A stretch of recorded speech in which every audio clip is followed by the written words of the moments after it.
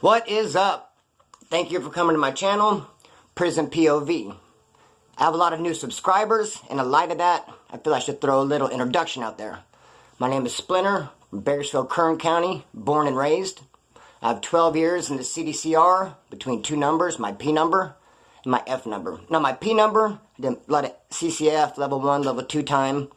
When it came back to my F number, I did all level 3 time. And I discharged that F number from reception, Wasco, to building D1. And I discharged GP, active, and good standing with the fellas.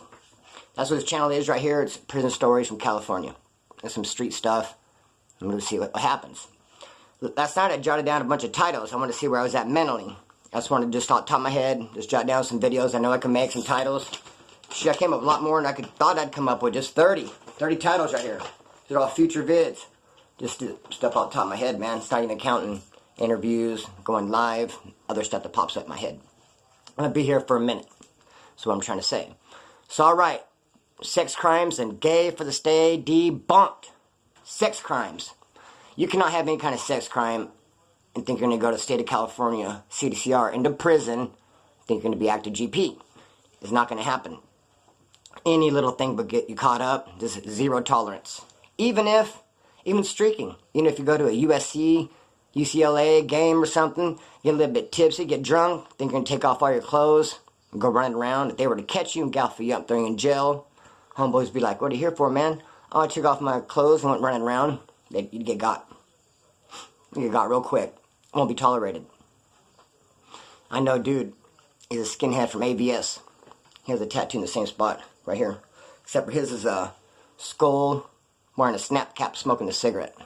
I saw that tat. I was like, that's a dope spot to get a tattoo, man. Got mine right there. Anyway, I've known this dude. I knew him for several years. He's a cool dude. Solid. He was down. But he got caught choking the chicken by the nurse. She came around for pill call. Now, I don't know if she actually went up to his door to give him pills and he's right there doing that.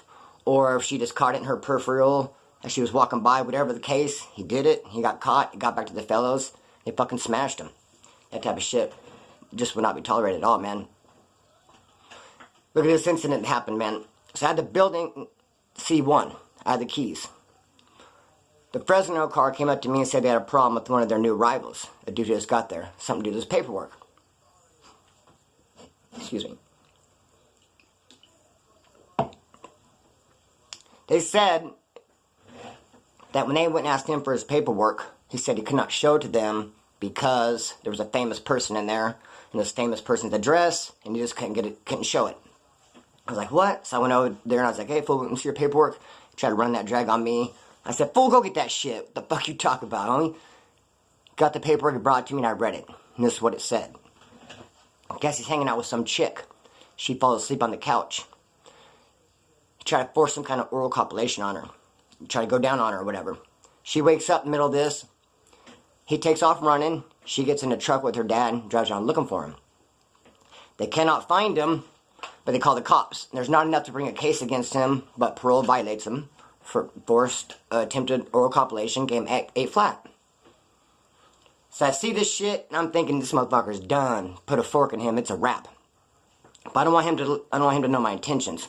Keeping a straight face, I'm reading it. I give his paper back. I'm like, all right, bro. I said, it's a little shady. I said, you're probably going to owe some burpees. Get up on your rack. Let us talk about it. He goes, all right, cool. And he bought it. He thought that he might have just only owe some burpees for this type of shit, which is funny because burpees is given out as a discipline for something very minor. Going to the day room with your shower shoes on. That type of minor shit. He was way past that. Anyway, he's up on his rack. He put his ass on rack status. We start talking it out. Even though I have keys, I have advisors, I'm talking to the Fresno car since it's their homeboy and seeing what they have to say about it, and some of my homeboys are talking about it. I initially wanted to wait till the next morning to smash him, because there was a cop that would have been on in the morning, this female officer, and she was freaking didn't give a rip about nothing. She was bringing us shit, a tattoo motor, bringing us ink and patterns. She wouldn't bring us drugs or tobacco, but pretty much anything else we wanted. She's bringing shit to us all the time. She would turn a blind eye if we committed bad reasons and were moving people. She didn't trip. So I thought, let's wait till tomorrow, because this dude's going to get freaking smashed, and I want us to be able to get away with it a little bit. But people brought to my attention, it's very true, that if we were to wait till the morning and somehow this dude got spooked and snuck out, it'd be on me, and I'd be the one getting smashed. So, when they brought that to my attention, I was like, yep, he's getting got tonight. I don't give a fuck about waiting for a good cop. I don't care what we do tonight, even though the cop that was on was kind of a dick, and I knew that he was going to call more cops in, and they're going to tear the house up, but fuck it. So the plan was me to tell him to go get busy in the bathroom with his homeboys. He was going to get jumped, but they were going to be hiding off to the side.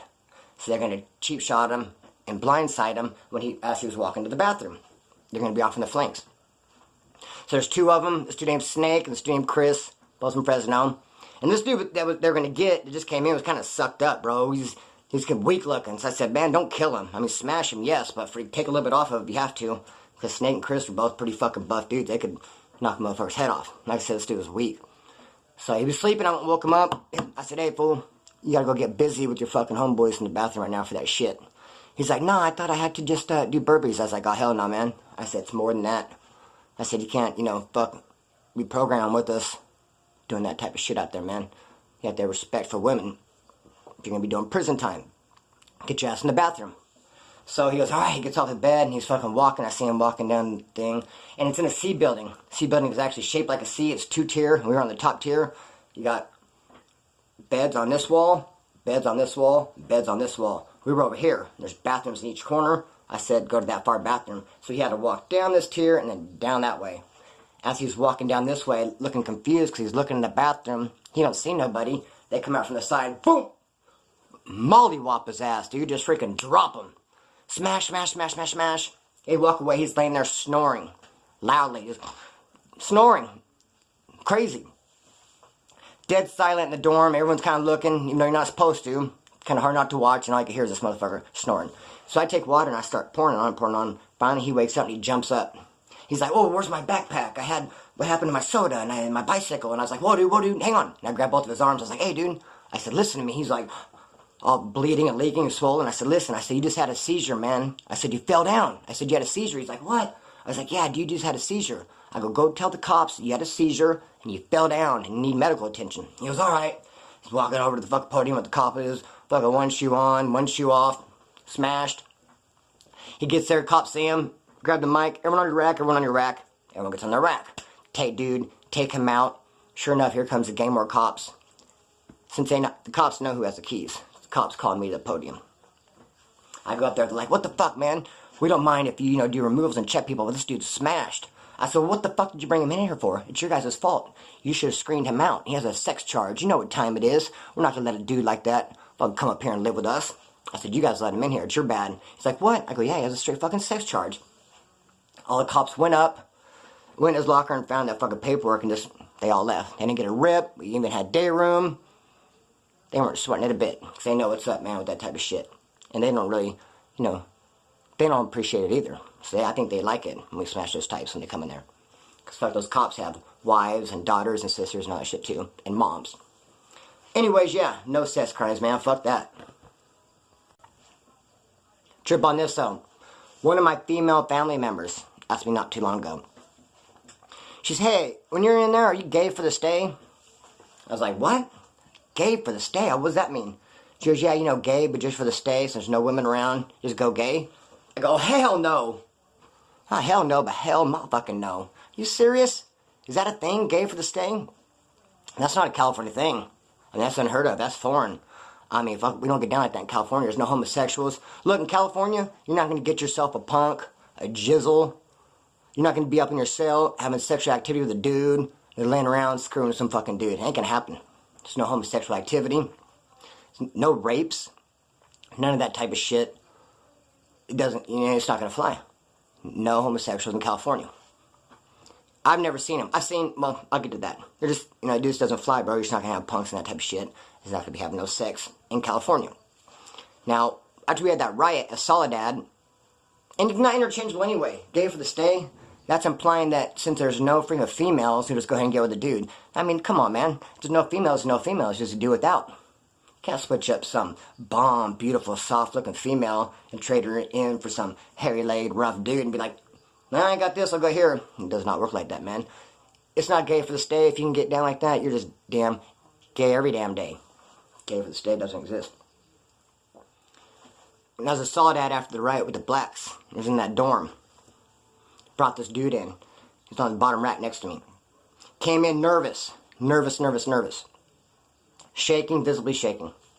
Now, it's not on me to ask for his paperwork. It'd be on his homeboys. He wasn't from Bakersfield. It'd be on the dude who had the keys to the building, or it could be on his bunkie. It was none of those things. And he didn't have a bunkie, and it was count time, so no one was approaching him about that paperwork. Since he was so nervous, and he was next to me, I go, hey, bro, hand him my paperwork. I go, let me see your paperwork, man. So I look at it, and it's good. Nothing wrong with it. He was on his first turn, paperwork that claims there, some credit card type shit, whatever. So anyway, I'm feeling out, talking to him. I was like, hey, man, you're real nervous. I go, what's up with you, bro? I go, prison's not that bad. I go, you're scared? You think someone's going to hurt you? I said, nah, dude, you're cool. I said, don't worry. He goes, man, I have a major problem. I'm really scared about something. I go, what? What is it? He goes, I have gay pride real big on my back. Tattooed on my back. I go, oh. He goes, I'm homosexual. I go, oh, shit. I said, okay, gay pride real big on your back. I was like, all right. I was like, well, you're not going to be able to stay here and program with us. You're not going to be able to stay in this dorm. You're going to have to leave. But nobody's going to hurt you. I said, let's wait till account clears and get ready to go to dinner and talk to your homeboys. So his homeboys came over and they talked about it. And they just said, yeah, he could not stay there, but no one was going to jump him. They're going to let him go to dinner with us. After dinner, he had to leave. And I kind of messed the story up because actually he didn't tell me about the gay pride tattoo. He just told me he was a homosexual. And then later on, as we were getting ready to go to dinner, I told him, I said, hey, dude, why didn't you just keep it to yourself? Why did you come out and tell me that? You shouldn't have said nothing. You just kept it to yourself and just did your time at home. He goes, no, I couldn't have done that because I have gay pride tattooed real big on my back. I was like, oh, okay, shit. Then, yeah, you can't be there. I mean, basically, bro, we need all gangsters in the racks. We just had a riot. And I told him, I said, dude, you ain't going to kill nothing and you ain't going to let nothing die. We need all straight killers right here, bro. We had a riot. And the whites, we were expecting them to bring blacks in. And we had already got word that we were not to let them in, and we were to kick it off. So we're just anticipating another riot.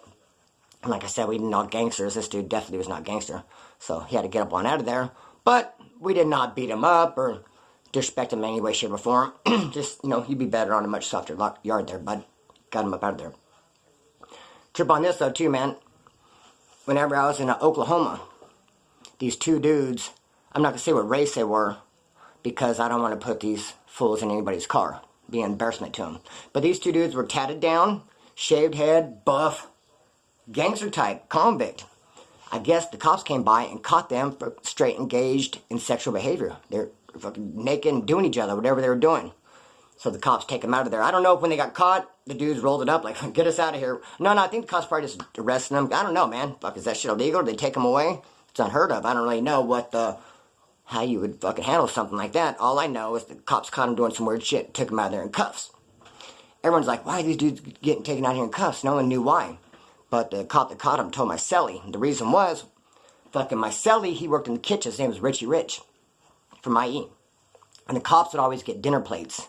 They would, whenever they sent trays in for the dudes who were on lockdown, the cops would get a dinner tray as well.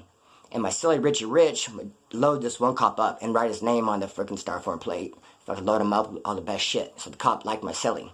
And so the cop told my cellie what happened, even though he wasn't opposed to. He just took those dudes out. He's like, hey, come here, you guys want to know why? I told my cellie, you want to know why we took him out in cuffs? Like, yeah, why? He's like, don't say nothing. But he's like, I straight caught him backing out up there. We're like, no way, dude, it was a trip. Because you'd seen these guys, they were straight fucking gangster looking, man. But no, man, the cop caught him. They got caught slipping. And they're freaking, doing some weird shit up there, man. Got caught for it. Crazy. Had the inmates caught him, they would have got fucking whacked for sure. They would have got sliced up. No doubt about that. So there are no rapes. I hear in other states, other prisons, not other prisons in California, but in other states, I hear there are rapes. And people have asked me, is there any rapes? No, people do not get raped in California prisons. It will not be tolerated, man. There's just no way, shape, or form. Don't allow any type of weird sexual activity type shit. There was one time, though, that rape occurred when I was in law school reception. Only one time out of my whole 12 years. What happened was, I got caught in mouth. Alright. Law school reception, the building D4. Whites and Southsiders were on the bottom tier. Blacks and Bulldogs. Excuse me. On top tier. It was on site between the Whites and the Bulldogs. They had just fixed all the doors, but prior to this, there was a problem. What would happen was two whites would go over to a Bulldog cell, put a towel and a door handle. They'd both yank on it, yank, and rush in there and kick it off and get to slicing them. The whites would do that to the Bulldogs, and the Bulldogs also do that to the whites. I know people who got sliced up by the Bulldogs like that. I know people who have went in there and sliced Bulldogs up like that. They ended up fixing the doors, but it's still on site with us. Can't do it no more. But it was on site with them. They would talk a lot of shit out there. Cell doors, stay up all night rapping, and so they were enemy. But I do give them respect in this situation right here. What happened? So I'm a D4. In this cell, just like about, it was on a top tier. I was in the bottom tier, but it was just a couple cells over. It was an old ass Asian man, and he had some young Asian dude. Hang on. Excuse me, my throat. Had some young Asian dude in there with him. Hold up real quick. Okay, so this old Asian dude had this young Asian cellie. And we heard he was raping him. The old man was raping the young dude all night. I don't know why the cops didn't do nothing. I don't know if they were asleep or what they were doing, but we could hear it. We could big time hear it. And like I said, actually, the Bulldogs would stay up rapping all night. I don't know if they fucking slept during the day or what they did, but they stayed up real late. It would keep us up. We couldn't sleep. I'd always be thinking, man, we should have to shut the fuck up. They stay up late. But when this kid started getting raped, I saw, man, you could hear him screaming. You know, they stopped rapping. Everyone stopped talking. The party shut down. Everyone was real quiet. Just listening to this shit. We're thinking, damn, I wonder what the fuck's gonna happen. Next day, that day room, these 3 Bulldogs ran over and sliced that fucking old man the fuck up. Sliced him up. He was completely red. That's why they call it getting painted. Because he looked like he just got fucking painted red. Just sliced him the fuck up. And I had nothing to do with respect that. And one of the main Bulldogs did it. I couldn't stand this motherfucker. He had a real long ponytail. Skinny dude. Always talking shit out of cell. What they would do if you'd walk by for diagnostics or you'd walk by go to the library or something, they had a way of doing their cell door where they could clang, they could make a loud noise. And you're walking by and they do that to their cell and you turn back around like that because you hear a loud noise and there'd be 5, 6 of them, scared, just talking shit. We don't talk shit out ourselves. It's politics, we're not allowed to. And just like I won't talk shit in the comment section, you're not allowed to. I mean, why say something to somebody unless they're right there in front of your face? Give them an option to handle it if they don't agree with what you're saying to them. Anyways, I couldn't stand this dude. He always talks a lot of shit. But I gotta give him respect. They went over there and sliced that motherfucker up, man. Stayed slicing up till the cops came running in. Took all 3 of them out in handcuffs. And like I said, that Asian dude was just fucking peeled back. Anyways, man, that's about all I got on the topic of sex crimes. Just don't go to California, man. Don't commit no fucking R's, first place. What's wrong with you? Never disrespect a woman in that manner. If you do, you better just fucking PC off the jump. Because you go up there with the GP active dudes. You can get got. No homosexuals up in there either, man. I hear other states, dude. Jizzles, that's a trip. That's the first time I heard that word. First time about 6 months ago on one of these channels.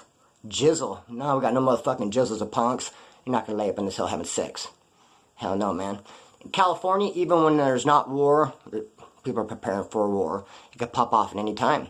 There's no one-on-one fights. There's always tension. It can happen at any moment, man. You always gotta be ready. Stay ready, you don't have to get ready. I'm going to cut the string on this kite and let it go. Peace!